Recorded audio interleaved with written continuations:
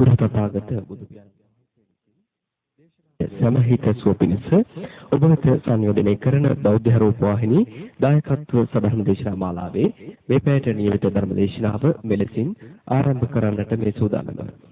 ඒ උදෙසා දවසේදී අප සිදු කළ ආරාධනාව පිළිගෙන මෙම උතුම් සංසභා මණ්ඩපයට වැඩම කොට වදාළ පූජ්‍යපාද කෝරළයාගම සරණතිස්ස ගෞරවනීය ස්වාමීන් වහන්සේව අපි සියලු දෙනා নমස්කාර පූර්වකව පිළිගනිමු. සාදු සාදු සාදු.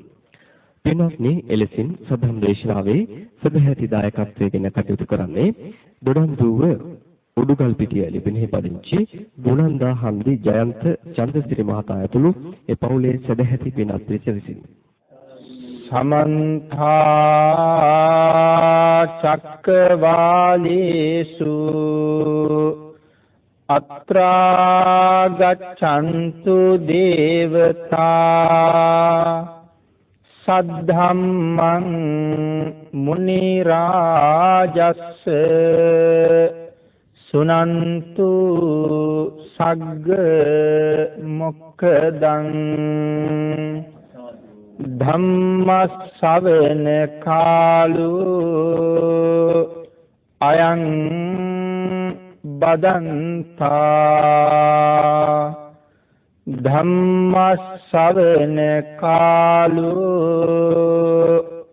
අයං බදන්තා ධම්ම ශ්‍රවණ කාලෝ අයං බදන්තා නමෝ තස්ස භගවතු අරහතු සම්මා සම්බුද්දස්ස නමෝ තස්ස භගවතු අරහතු සම්මා සම්බුද්දස්ස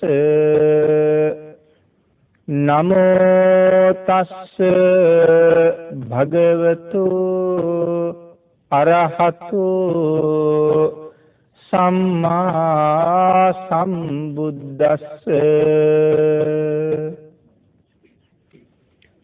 දිවා තපති ආදිච්චෝ රත්තිං ආභාති චන්දිමා සන්නද්දෝ කත්තියෝ තපති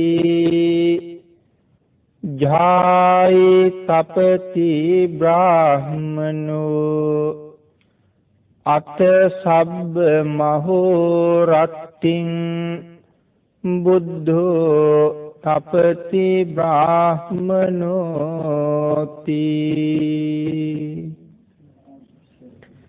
සද්ධර්ම ශ්‍රාවක කාරුණික ගුණගරුක බෞද්ධ පින්නතුනි, බොහෝම ශ්‍රද්ධාවෙන් යුක්තව මේ සියලු දෙනාම සැදී පැහැදී සූදානම් වෙන්නේ තථාගත ශාන්තිනායක සම්මා සම්බුදුරජාණන් වහන්සේ විසින් ලෝක සත්වයන් පිළිබඳව අනන්ත අප්‍රමාණ දයාවෙන් කරුණාවෙන් මෛත්‍රියෙන් යුක්තව අවබෝධ කරගෙන දේශනා කොට වදාළ අති උතුම් ශ්‍රී සද්ධර්ම රත්නයෙන් අබමල් රේණුවකටත් වඩා අඩු බොහෝම පුංචි කොටසක් දේශනා කරවගෙන ධර්ම ගෞරවය පෙරදරි කරගෙන දේශනාගත ධර්මයේ ශ්‍රවණය කරන්නත් එසේ ධර්ම ශ්‍රවණය කිරීමෙන් ලැබෙන අවවාද අනුශාසනා තම තමන්ගේ ජීවිතවලට එකතු කරගෙන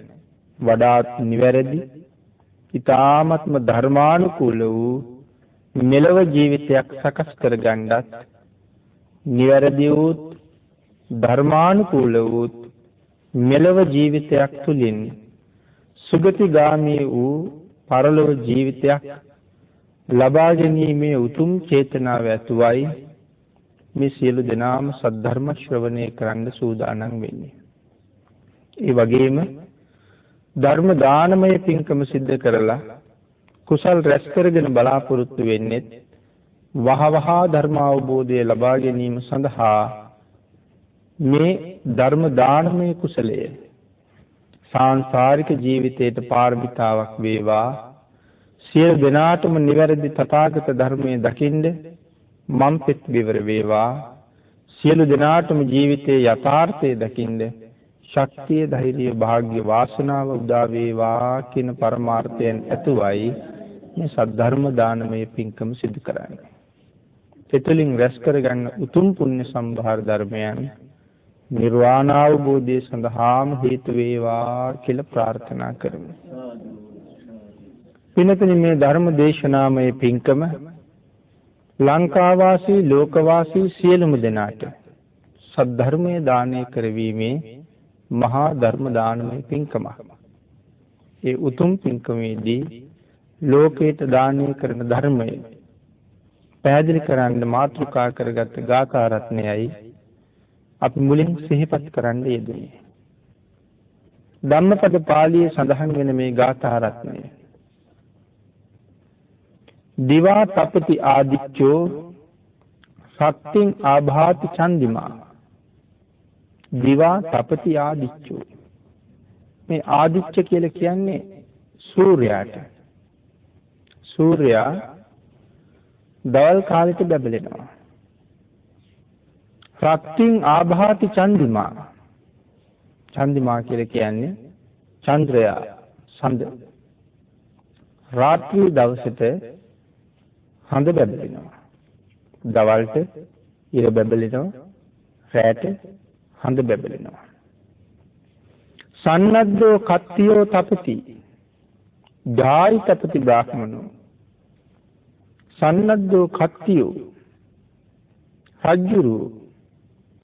රජ්ජුරු බැබලෙන්නේ සියලු ආභරණ වලින් සැරසුණාට පස්සේ. ආභරණ ගලවලා හිටියොත් රජු සාමාන්‍ය මිනිහෙක් වගේ. රජවරු රාත්‍රියේ සියලු රාජාභරණ ගලවලා තියලා වීදි සංචාරය කරනවා. ඒ රජවරු රාත්‍රියේ වීදි සංචාරය කරන්නේ. ධාර්මික රජවරු එහෙමයි දෙන්නේ. මගේ කිසියම් වරදක් තියෙනවද? මිනිස්සු තැන් තැන් වල මගේ වැරදි කතා කරනවද? හොයන්න රජු වීදි සංචාරය කරනවා. පිරිස් එකතු වෙන තැන්, ඒ තැන් වලට ගිහිල්ලා පිරිස් වලට නොපෙනී රජු අහගෙන ඉන්නවා. සමහර වෙලාවට හොඳටම විශ්මාරු කරගෙන මේ පිරිස් එක්කම එකතු වෙලා රජු ඉන්නවා. මේ පිරිස මට චෝදනා කරනවාද? එහෙම චෝදනා කරන අය පහවදා මාලිගාවට ගෙන්නලා දඬුවම් නියම කරන්න නෙවෙයි. තමන්ගේ වරදක් කතා කරනවා නම් ඒ අඩුපාඩුව තමන් තුළින් මගහරවා ගන්නයි රජු මෙහෙම වීදි සංචාරය කර කර අඩුපාඩු හොයන්නේ. මේ අතීතයේ ශ්‍රේෂ්ඨ රජවරුන්ගේ හැටි. රාජා භවතු ධම්මිකෝ, රජු ධාර්මික වේවා කියලා අපි ප්‍රාර්ථනා කරන්නේ. රජු ධාර්මික නම් ඒ රට ශාස්ත්‍රීයයි. ඒ නිසා රජු දැනගන්න ඕනේ තමන් අතින් වැරදි කරනවා නම් ඒ වැරදි නිවැරදි කරගෙන ධාර්මිකයෙක් වෙන්න. සමහර වෙලාවට ඇතැම් රජවරු තමන් අතින් වැරදි කෙරෙනවද කියන කාරණාවවත් දන්නේ නැහැ. එවන් රජුන්ගේ කාලෙට රටවල් බොහොම අවාසනාවන්තයි. නමුත් අතීතයේ ධාර්මික රජවරු මේ විදිහට තමන්ගේ අඩුපාඩු හොය ඇවිද්දා. එහෙනම් මිනිස්සු ඇයි රජුව අඳුරගත්තේ නැත්තේ? සියලුම ආභරණ ගලවලයි සාමාන්‍ය කෙනෙක් වගේ ඉන්නේ. එහෙනම් මේ ඉන්නේ අපේ රජුව කියලා හඳුනගන්නේ ආභරණ පැලඳගෙන රජ වෙස් ගත්තට පස්සේ. එහෙනම් ජායි තපති සන්නද්ධෝ කත්තියෝ තපති ජායි තපති බ්‍රාහ්මනෝ. එතකොට රහතන් වහන්සේ බබලන්නේ කොයි වෙලාවටද? පිරිස් වලින් වෙන් වෙලා බොහෝම නිදහසේ ධානය වලට සමවැදිලා ඉන්න රහතන් වහන්සේ බැබලෙනවා. එහෙම නැත්නම් මේ ඉන්නේ රහතන් වහන්සේ නමක් කියලා හොයන්න පුළුවන්ද? රහතන් වහන්සේ නමක් කියලා පිටපැත්තෙන් හොයන්න පුළුවන් කිසිම කාරණාවක් නැහැ. රහතන් වහන්සේලා ඇවිල්ලා කියනවද මං රහතන් වහන්සේ කියලා? කවදාවත්ම රහතන් වහන්සේ නමක් තමන් වහන්සේ රහත් වෙලා කියලා කියන්නේ නැහැ. රහතන් වහන්සේ නමක් ගාව උතුම් ප්‍රාර්ථනා දෙකක් තියෙනවා. රහතන් වහන්සේලා ගාව ප්‍රාර්ථනා නැහැ. නමුත් උතුම් ප්‍රාර්ථනා දෙකක් තියෙනවා. මේ මොනවද උතුම් ප්‍රාර්ථනාව? මම මේ ශාසනය තුල යම් ඵලයක් ලැබුවා නම් එය කිසිම කෙනෙක් නොදැන ගනිත්වා. එහෙනම් කියන්නේ නෑනේ. මේකයි ප්‍රාර්ථනාව. මම මේ ශාසනය තුල යම් උතුම් ඵලයක් ලැබුවා නම් එය කිසි කෙනෙක් නොදැන ගනිත්වා. ඒ පළවෙනි ප්‍රාර්ථනාව.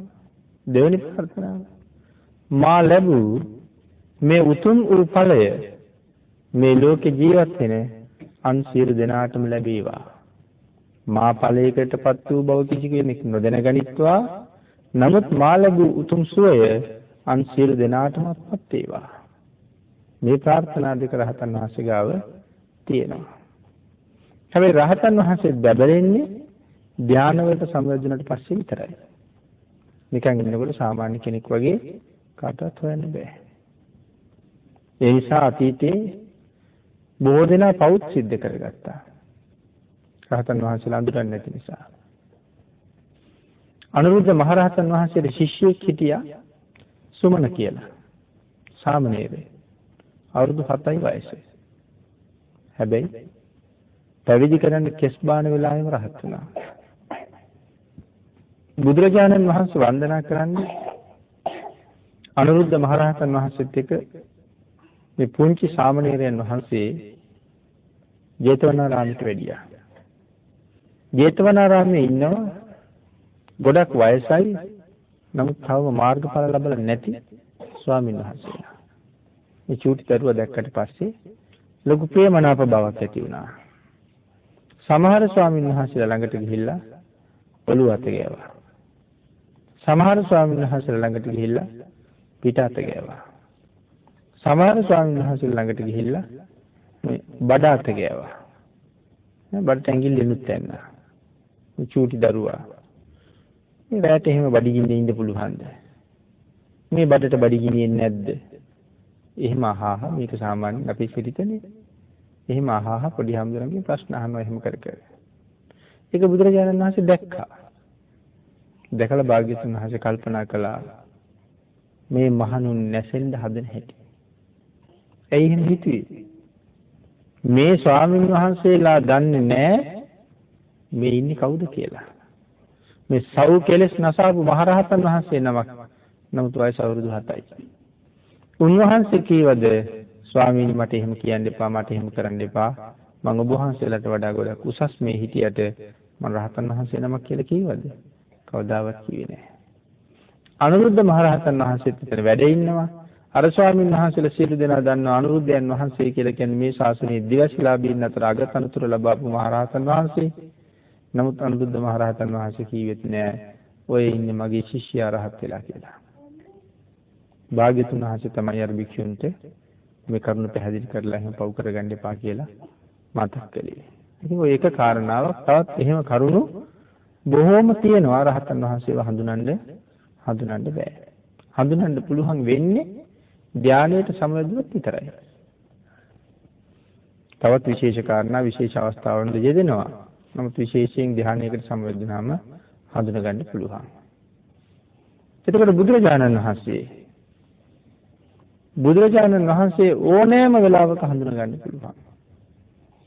මේ භාග්‍යවතුන් වහන්සේය කියලා ඕනෑම වෙලාවක හඳුන ගන්න පුළුවන්.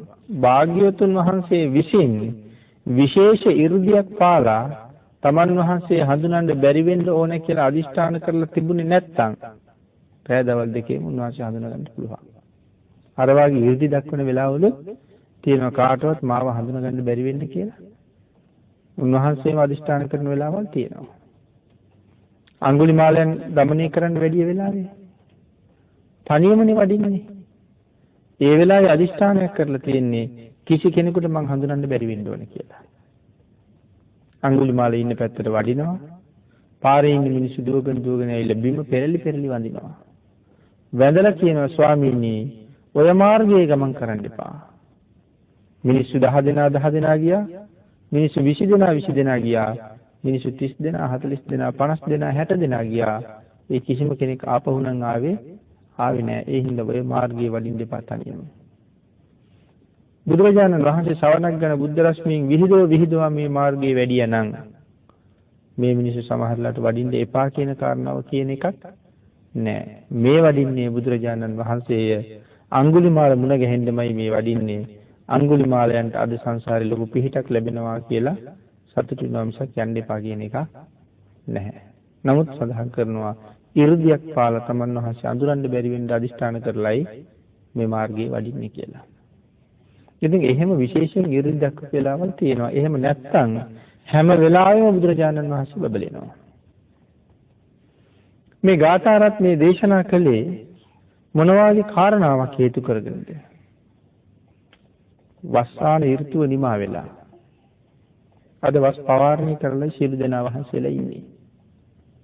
වස් පවාරණය කරපු දවසේ හැන්දෑවේ කොසල් රජුරු සුවඳ මල් ආදී අරගෙන බොහොම පිරිසිදු ඇඳුම් ඇඳගෙන ඊටාම ලස්සනට සංසුන්ව සංවරව සැරසිලා ජේතවනාරාම භූමියට ඇතුළු වුණා.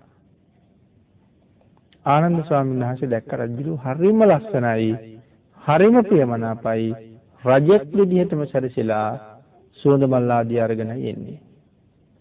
එන්න හරිම ලස්සනයි රජු. එකක් රාජ තේජස, අනික විහාරයට ඇතුළු වුණාම තියෙන තැම්පත් බව. මේ පිරිස කෙරවලේ ඉන්න කාළුදායි මහරහතන් වහන්සේ. අනික් පිරිස් තම තමන්ගේ කටයුතු වල ධර්ම සාකච්ඡාවල ආදී යෙදලා ඉන්න වෙලාවේ කාළුදායි මහරහතන් වහන්සේ සමාධියට සම්බන්ධුණා. සමාධියට සමවැදුන කාළුදායි මහරහතන් වහන්සේගේ සිරුරෙන් රැස් විහිදෙනවා. දිලිසෙනවා රහතන් වහන්සේ. ආනන්ද ස්වාමීන් වහන්සේ ඒ සිද්ධියක් දැක්කා. බටහිර දිහා බැලුවා. බැහැගෙන යනවා සූර්යයා. හරිම ලස්සනයි. රක්ත වර්ණයෙන් බබලෙන සූර්යයා. නැගෙනහිර දිහා බැලුවා. හඳ නැගීගෙන එනවා. මේ පසළොස්වක පොයට පහුවදාන්නේ. හඳ නැගීගෙන එනවා. පහුවදා හෝ පොයදා. හරිම ලස්සනයි. ඉර බැහැලා යනවත් ලස්සනයි. හඳ නැගලා එනවත් ලස්සනයි. රජුරුවත් හරි ලස්සනයි. රහතන් වහන්සේත් හරි ලස්සනයි. ආනන්ද ස්වාමීන් වහන්සේ මේ සියලු සිද්ධි සමුදාය දිහා බලනවා. ඒ අතරේ බුදුරජාණන් වහන්සේ විවේකීව පසක වැඩ ඉන්නවා. බුදුරජාණන් වහන්සේ දිහත් බලනවා. ඒ බලන වෙලාවේ ආනන්ද හැඳුනට විශාල සතුටක් ඇති වෙනවා. බුදුරජාණන් වහන්සේ ඉරට වඩා බැබලෙනවා. හඳට වඩා බැබලෙනවා. රජුරවන්ට වඩා බැබලෙනවා. රහතන් වහන්සේට වඩා බැබලෙනවා. සියලු දෙනාට වඩා බුදුරජාණන් වහන්සේ බැබලෙනවා. මෙන්න මේ කාරණාව බුදුරජාණන් වහන්සේට වන්දනා කරලා ආනන්ද හැඳුරු මතක් කළා. අන්න ඒ වේලාවේ තමයි මේ ගාථා රත්නය භාග්‍යතුන් වහන්සේ දේශනා කරන්නේ. ආනන්ද සූර්යයා දවල් දවසේ බබලෙනවා. චන්ද්‍රයා රාත්‍රී දවසේ බබලෙනවා.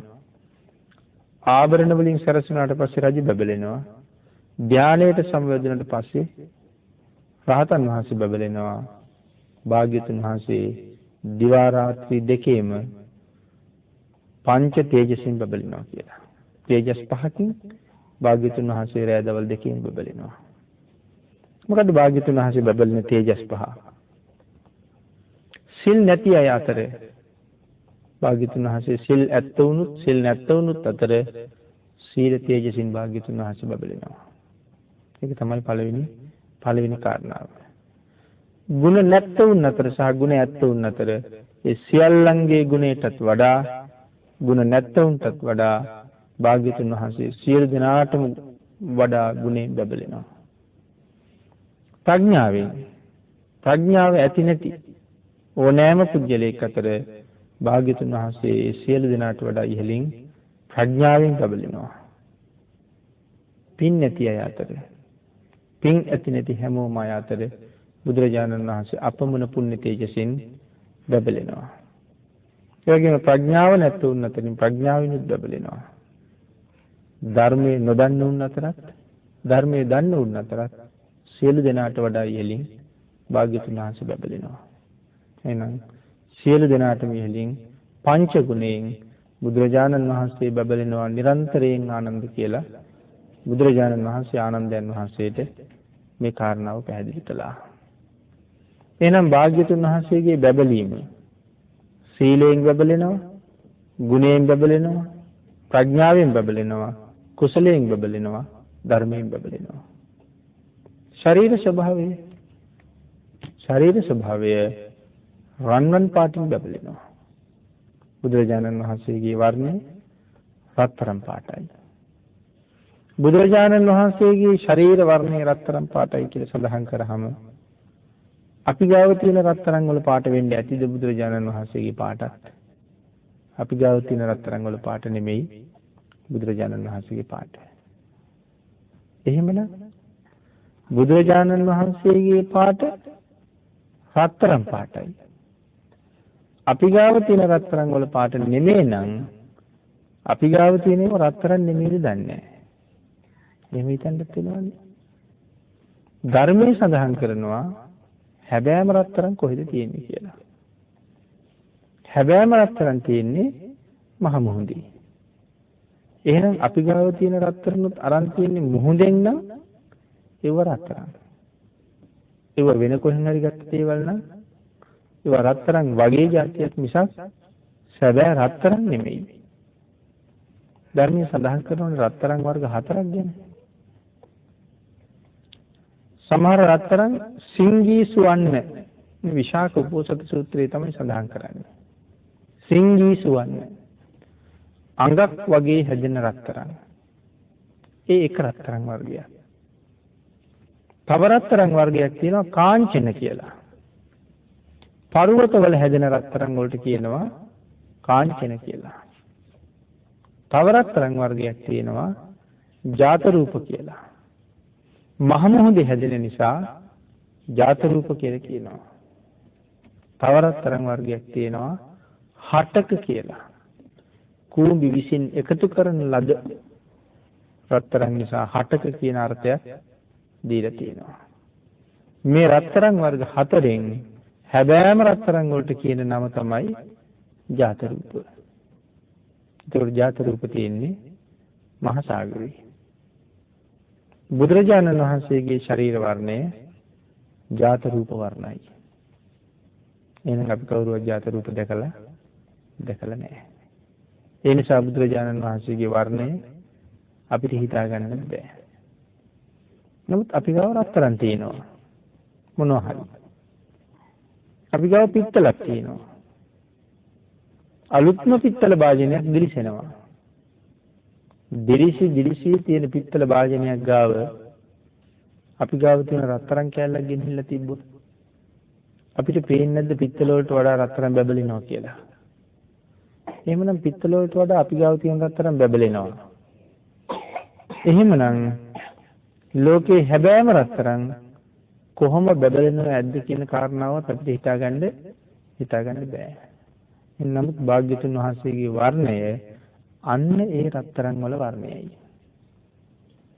ඒ නිසා බුදුරජාණන් වහන්සේට උන්වහන්සේගේ වර්ණය රත්තරන් පාටයි කියලා දේශනා කරන්නේ. අපිට හිතාගන්න බැරි පාටක්. නමුත් ලෝකයේ අති ලස්සනම වර්ණයක්. ඒ නිසා භාග්‍යතුන් වහන්සේ බබලෙනවා.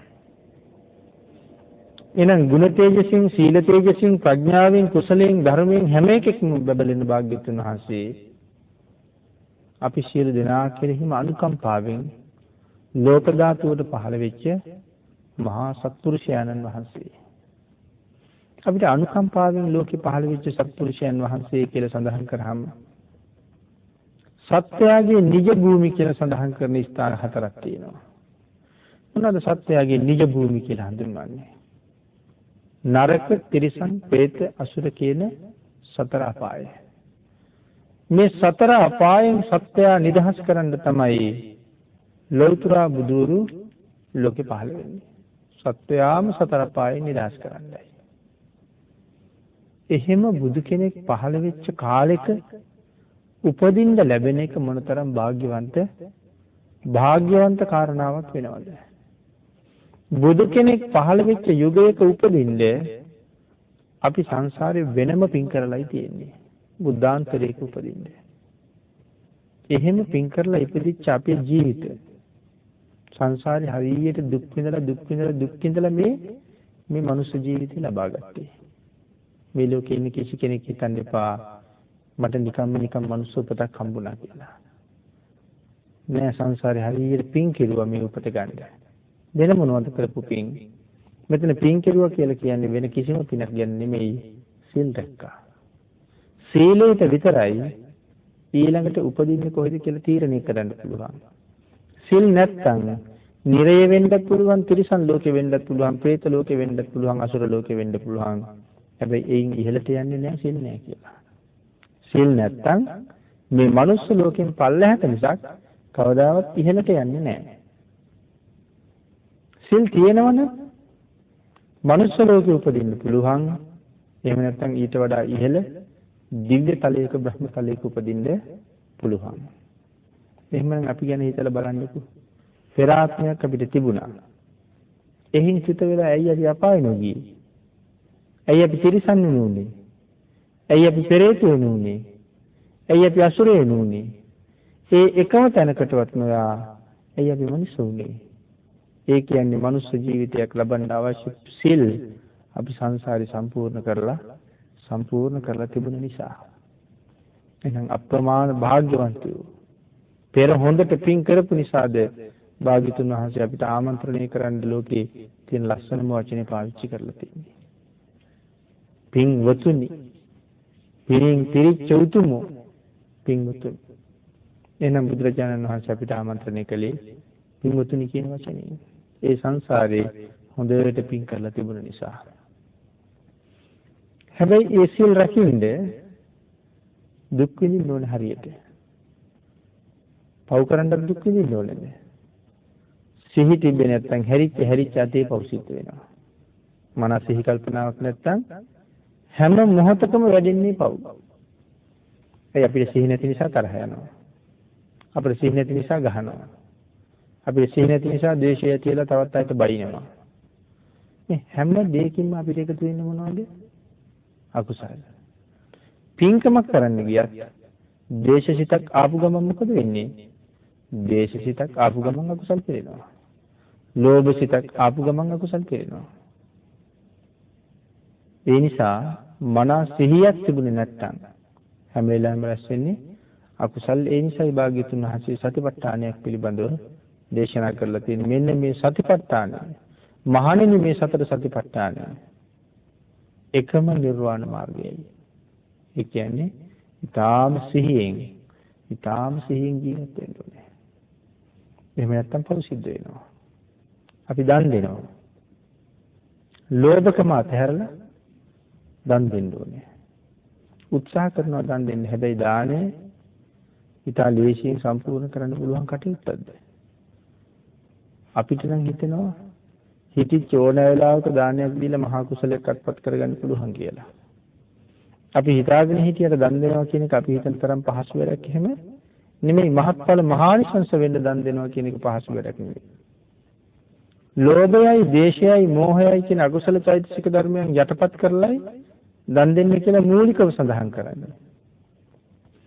නමුත් අපි දන්නවද කොතනද අපිට ලෝභකම ඇති වුනේ කියලා?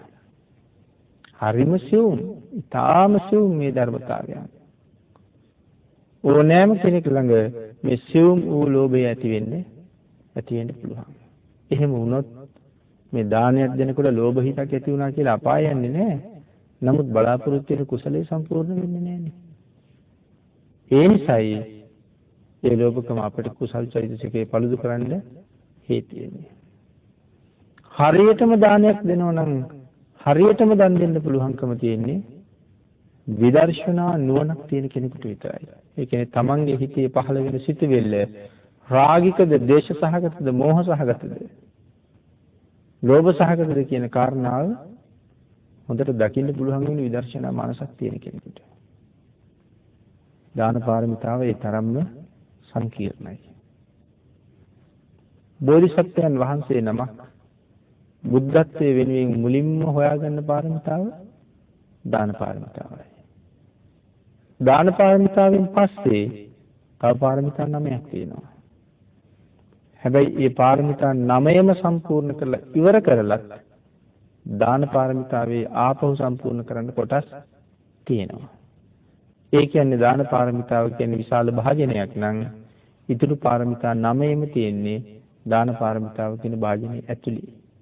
ඒ කියන්නේ විශාලතම පාරමිතාව මොකද්ද? දාන පාරමිතාවයි. අපිට ඊටාම සියුම් ලෝභය ඇති වෙන හැටි. මම කිව්වා විදර්ශනා නුවණක් ඕනේ. හරියට මේ සියල්ල දැකලා ලෝභ සිත් නැතුව දන් දෙන්න නම් කියලා. අපි මෙහෙම හිතමුකෝ. අපි දානයක් දෙන්න තීරණය කළා අපේ ගෙදර. අපි තීරණය කරනවා ස්වාමීන් වහන්සේලා 19යි. පිරිකර 10යි. මේ අවුල් පාත්‍ර 10යි. පවතුරු පාත්‍ර 10යි. දානි පාත්‍ර 10යි. එහෙම අපි දානට පූජා කරන දේවල් හදනවා. මේ දල වශයෙන් මිලකුත් ඕනේ මේකට. මේ දානෙට මට කොච්චර වියදම් කරන්න පුළුවන්ද? ඒ සෑහෙන මුදලක් වියදම් වෙනවා. එතකොට ළඟ කෙනෙක් ඇවිල්ලා අහනවා ගෙදර පින්කමක් තියනවලු නේද? අපෙන් මොනවද කෙරෙන්න ඕනේ? ඉතින් අපි කියන මේ දේවල් සම්පූර්ණ කරන්න හිතාගෙන ඉන්නවා කියහම අර මොනසයි කියනවා එහෙනම් මට දෙන්න පිළිකර 5ක්. මම පිළිකර 5ක් බාර ගන්නවා. එහෙම කියහම මගේ හිතේ මේ වාගේ සිතුවිල්ලක් ඇති වෙන අනේ හොඳයි. ණය වෙලා මේ පින්කම කරන්න හිටියේ. පිළිකර 5කින් බර අඩු වුණා කියලා කියන්නේ ඒක සෑහෙන පහසුවක් කියලා මට හිතෙයි. එහෙම හිතෙන්නේ ඇයි? ලෝභකම හින්දා. ආන්විකයි සියුම් කිවි. මහත්ඵල වෙන්න ඕන නම් මහානිසංස වෙන්න ඕන නම් මටම මගේ කුසලය ඕනේ නම් මම පින්කම සංවිධානය කරලා මම තීරණය කරලා තියෙන්නේ දානි වෙන්න අතේ තියෙන මුදල් මදි වුණොත් මම බැංකුවෙන් පොලියට හරි සල්ලි ගන්නවා. අරන් මම දානි දෙනවමයි. හිතේ සමහරලාට ආයෙත් විතර්කයක් නැගෙන්න පුළුවන්. මේ කුලියට අරගෙන පොලියට අරගෙන ණයට අරගෙන දන් දෙන්න ඕනේ නෑ. තියෙන හැටියට දන් දෙනවා නිසා. අපි දැන් මේ මොකද්ද කරගන්න ලෑස්ති වෙන්නේ? අන්න අපි විසින් සාධාරණත්වයක් ගොඩනගා ගන්න හදනවා. තියෙන හැටියට දන් දෙනවා මිසක් නැති දේවල් දෙන්නේ නැහැ කියලා. පුංචි දේවලුත් දීලා අතීතයේ ඕන තරම් දෙවලු දී. එහෙම තියෙන හැටියට දෙනවා මිසක් ණය වෙවි දන් දෙන්න ඕනේ නැහැ. දැන් ඔය තර්කයේ එන්නේ දාන දෙන්න විතරක් නෙමෙයිද? තියෙන හැටියට දන් දෙනවා කියන තර්කයේ එන්නේ දාන දෙන්න විතරයි. අනික් වැඩවලට ගියාම තියෙන හැටියට ජීවත් වෙනවා කියලා හිතනවාද? මංගල උත්සවයක් කියනවා. තියෙන හැටියට සුළුවෙන් මංගල උත්සවය කරනවා කියලා කල්පනා කරනවද කවුරුහරි? ලක්ෂ ගාණක් ණය වෙනවා. ඒක මේ විනාශ වෙලා නැති වෙලා යන මුදලක්. නමුත් ලක්ෂ ගාණක් ණය වෙනවා. මට තියෙන හැටියට මම මේ පාපදියම පදගෙන ජීවත් වෙනවා කියලා හිතනවාද? නෑ කොහාට හරි ණය වෙලා යතුරු පැදියක් ගන්නවා. මාසෙකට ගාණක් ණය වෙච්ච එකද ගෙවනවා. වාහනයක් ගන්නවා ණය වෙලා. ඉඩමක් ගන්නවා ණය වෙලා. ගෑක් ගන්නවා ණය වෙලා. සමහර අය අඳුනක් ගන්නවා ණය වෙලා. එක අවස්ථා වලට අඳින්නේ. ඒ ඔක්කොටම ණය වෙනවා. හැබැයි ඒ කිසි තැනක හිතුවේ නෑ තියෙන හැටියට ජීවත් වෙනවා කියලා. පින්කම කරන්න ගියාම විතරක් හිතනවා තියෙන හැටියට දීලා නිකන් ඉන්නවා කියලා. ඒකට අපි ගාව නැද්ද ආත්ම වංචාවක්. ආත්ම වංචාවක් තියෙනවා. අර පුජ්‍යල පිළිකර 5ක් ගන්නවා කිව්වා. බොහොම සතුටින් කිව්වා හා හොඳයි. එහෙමනම් මම ඒ වෙලාවේ හිතුවා නම් මගේ බරෙන් භාගයක් අඩු වුණා කියලා. එහෙම හිතන්නේ ලෝභකම හින්දා. මම කිව්වා විදර්ශනා නුවණක් ඕනේ කියලා. දැන් මගේ පින්කම මම ණයට හරි කරන්නයි හිතලා තියෙන්නේ. කෙනෙක් ඇවිල්ලා පිළිකර 5ක් ගන්නවා කියනවා. හොඳ සිහියෙන් ඉන්න ඕනේ මගේ හිත මොකද්ද වෙන්න හදන්නේ කියලා. අරයට උත්තර දෙන්න කලින්. හොඳ සිහියෙන් ඉන්නවා. එහෙම සිහියෙන් කල්පනාවෙන් මෙයාට උත්තරේ දෙනවා. පින්කම මම කරනවා. ඔබටත් පින් සිද්ධ වෙන්න ඕනේ නම් ඔබ පිළිකර 5ක් ගන්න. ඔබ ගත්තත් නැතත් මම පින්කම කරනවා. ඔබට මේ පිළිකර 5 බාර දෙන්නේ ඔබට පින් සිද්ධ වෙන්න ඕනේ නිසා මිසක් මට බැරි හින්දා නෙමෙයි. අන්න එහෙම හොඳ විදර්ශනා නුවණක් තමන් ගාව තියාගන්න ඕනේ. ලෝභ සහගත හිතක් නැති වෙන්න. ඊළඟට භාග්‍යතුන් වහන්සේ මෙතන දේශනා කරනවා ඊතා දුකසේ ලබාගත් මනුෂ්‍ය ජීවිතය නමුත් අඳුරෙන් පිරිපුන් ජීවිතයක්. මනුෂ්‍ය ජීවිතය ලැබුණේ නම් බොහොම දුක් විඳලා සිල් රැකලා. ඒ වුණාට දැන් අපේ ජීවිතය පිරිපුන් වෙලා තියෙන කුසලයෙන් නෙමෙයි අකුසලයෙන්. අපේ ජීවිත අකුසලයෙන් පිරීලායි තියෙන්නේ. අපේ ජීවිත අඳුරෙන් පිරීලායි තියෙන්නේ. ඒ උපදිනකොටම කල්යාණ මිත්‍රයෝ හම්බෙච්ච නැති නිසා. අපි සිල් ගුණවල පිහිටවන අය අපිට හම්බෙච්ච නැති නිසා අපේ ජීවිත දවසින් දවස ආලෝකමත් වුණාද? නෑ, දවසින් දවස අඳුර වැටුණා. දරුවෙක් ඉපදිච්චහම ඒ දරුවගේ ජීවිතේ ආලෝකයෙන් ආලෝකයට ගෙනියන්න ඕනේ. ඒගොල්ලෝ ආලෝකයට න්යාය ආවේ. මනුෂ්‍ය ලෝකෙ ඉපදුනා කියලා කියන සුගතියකට ආවා. ආලෝකය හොයාගෙන ආවා. දැන් අපි අම්මා තාත්තා කල්යාණ මිත්‍ර වෙන්න ඕනේ දරුවා ආලෝකයෙන් ආලෝකයට ගෙනියන්න. හැබැයි ලෝකේ එහෙම වෙනවා හරිම අඩුයි. මව්පියෝ ගාව තියෙන මහා ලොකු තෘෂ්ණාව.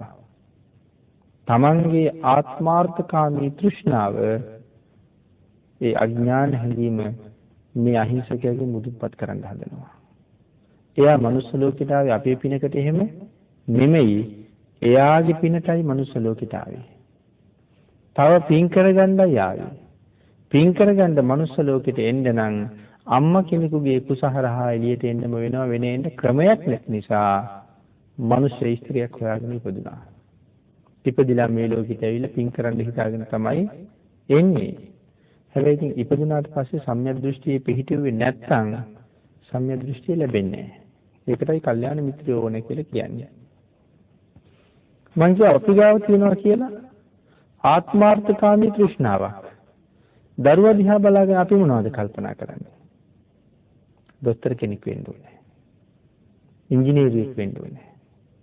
ගණකාධිකාරිවරයෙක් වෙන්න ඕනේ. නීතිඥයෙක් වෙන්න ඕනේ.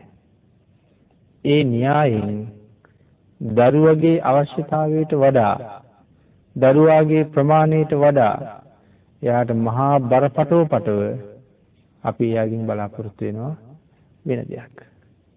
හැබැයි මේ හැම දෙයකම උදේ පාන්දර හැරවනවා, වෙලාවටත් කලින් කෑම කවනවා, මේ හැම දෙයක්ම කරගෙන ඉස්කෝලේටත් අරන් යනවා, පන්තියටත් අරන් යනවා. ඒ වුණාට අපි කල්පනා කරලා බලමු පසළොස්වක පොය දවසටවත් දරුවා අරන් පන්සල් යන්න සූදානමක් අපි ගාව තියනවාද? හැන්දෑවට මල් පහන් පූජා කළාද? බුදුන් යන්නද? එහෙම අහන සිරිතක් අපි ගාව තියනවාද? ඒකක්වත් නැහැ. හැබැයි ඉස්කෝලේ වැඩ ටික කිරුවද, පන්ති වැඩ ටික කිරුවද කියන කාරණාව හැම පැත්තෙම හොයනවා. මේ දරුවා අපි කියමු උපාධියකුත් පාස් කරගන්නවා. හැබැයි රස්සාවක් නැහැ. ඉඩමක් කඩමක් විකුණලා හරි සල්ලි ටික ගෙනහිල්ලා කාට හරි දීලා රස්සාවක් සල්ලි වලට හරි අරගෙන දෙනවා.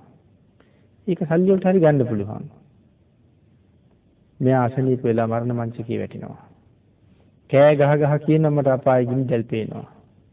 මැරිච්ච ගමන් මං අපායේයි. එයා කෑ ගහ හඬනවා. සල්ලි දීලා ඒක නවත්තන්න පුළුවන්ද? අම්මා තාත්තට කරන්න දෙයක් තියෙනවද? අසරණයි. දරුවා කෑ ගහනවා අපායෙන් බේරගන්න කියලා. දෙමව්පියට පැත්තකටලා බලාගෙන ඉන්නේ නැත්තම් අඬන්න තමයි සිද්ධ වෙන්නේ. හැබැයි රස්සාවක් නැහැ කියලා අරකට සල්ලි දීලා රස්සාවක් කරන් දෙන්න තිබුණා. එහෙනම් මේ අඳුරෙන් පිරිපුන් ජීවිත සංසාරේ සිල් රැකලා මනුස්ස ලෝකේ උපද්දවා ගත්තේ තවත් ආලෝකයෙන් ආලෝකයට යන්නයි. නමුත් කල්යාණ මිත්‍රයෝ හම්බෙච්ච නැති නිසා අපි හැමෝගේම ජීවිත අඳුරෙන් පිරීලායි තියෙන්නේ. අඳුරු ගුහාවක තනි වෙච්ච අපේ ජීවිත ආලෝකයෙන් ආලෝකයට අරන් යන්න. ලෝක ධාතුවේ පහළ වෙච්ච අති විශිෂ්ටතම කල්යාණ මිත්‍රයන්ට තමයි සම්මා සම්බුද්ධ කියලා කියන්නේ. මේ මහා වීරයන් වහන්සේ දේශනා කරපු එක බණ පදයක්. මහ ගොඩක් නෙමෙයි 84000ක් තරම් අති විශාල වූ ධර්මස්කන්ධයෙන් එක බණ පදයක්. නිවන සඳහා හොඳටම ප්‍රමාණවත්. හරියට අවබෝධ කරගත්තොත් එක බණ පදයයි නිවන් දකින්න අපිට ඕනේ.